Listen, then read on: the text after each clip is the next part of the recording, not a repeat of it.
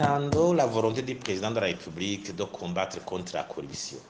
Mais à voir ce qui se passe actuellement, on se demande, on se pose une question. Comment est-ce que le président de la République va combattre la corruption alors qu'il n'a pas d'institution acquises à cette lutte? On dirait que les institutions de lutte contre la corruption, toutes sont paralysées. La justice est paralysée. Les institutions d'investigation, il y a la Cour des comptes, il y a l'inspection de l'autorité, il y a la brigade anticorruption, la Cour, au parquet.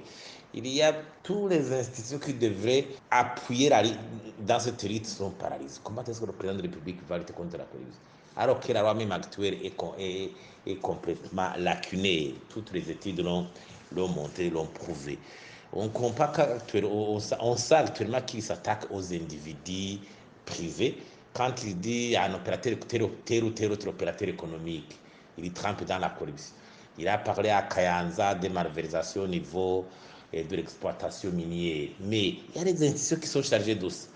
Si c'est un privé qui sait me conduire, il a passé un compte, il a signé un contrat avec les services publics. Il y a l'inspection, il y a les polices, il y a les renseignements. Tous ces services, pourquoi ils ne peuvent pas mettre la main dessus? Il y a un problème au niveau des sphères des pouvoirs publics.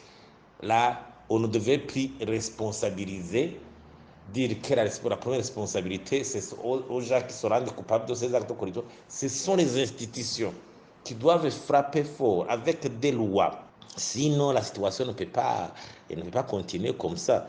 Et j'imagine que, même si on analyse les histoires de l'impunité, beaucoup de dossiers sont dénoncés, ils restent impunis. On les a égrenés très dernièrement. Et on dit que les gens remboursent de l'argent. Ils remboursent combien? Où est le rapport? Ceux qui remboursent sont des voleurs, ils ne sont pas punis.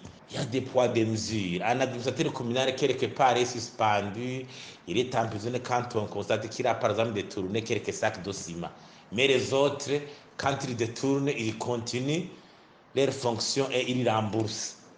Vous voyez, c'est une situation aberrante. C'est une situation vraiment aberrante. J'imagine que où est le problème? Le problème là que se trouve aussi des partis politiques au pouvoir. Parce que même dans d'autres pays où les pouvoirs sont occupés par les gens ici des anciens mouvements armés, il y a certains, une partie, non des moindres des membres de ce mouvement, mais quand ils arrivent au pouvoir, ils se sentent supérieurs à la loi. Ils se sentent vraiment capables de faire tout dans l'impunité. C'est ça le problème, c'est ça la légitimité historique.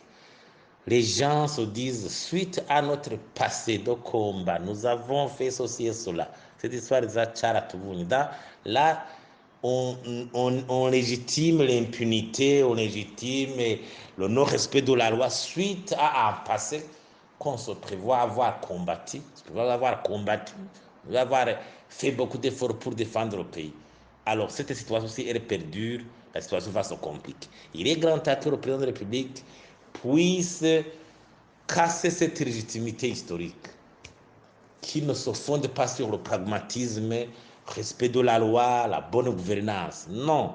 C'est pour cela que ces gens restent impunis. Vous voyez, quand on demande la déclaration de biens, ce n'est pas respecté. La haute cour de justice n'est pas mise sur pied. Une stratégie nationale de bonne gouvernance de lutte contre la corruption n'est pas encore élaborée. La justice est paralysée. Pourquoi? Parce qu'il y a un groupe d'individus forts au sein du parti qui se disent qu'ils doivent, je dirais qu'ils sont en train de se récompenser et de par l'effort fourni pour donner, soi-disant l'effort fourni pour combattre donc au moment de la rébellion. J'imagine qu'il faut vraiment, cette mentalité doit changer. Il faut la casser. Les Burundis sont en droit et en devoir. Tout le monde a été fatigué par la guerre. Il n'y a pas les gens qui pourraient se faire prévaloir d'une situation spéciale pour une récompense spéciale. Cet état de choses doit changer. Il faut évoluer. Si le président ne casse pas la mentalité de cette légitimité, il n'y aura pas d'avancée significative en matière de lutte contre la corruption. Alors nous interpellons la conscience de tout un chacun, le président de la République d'y songer.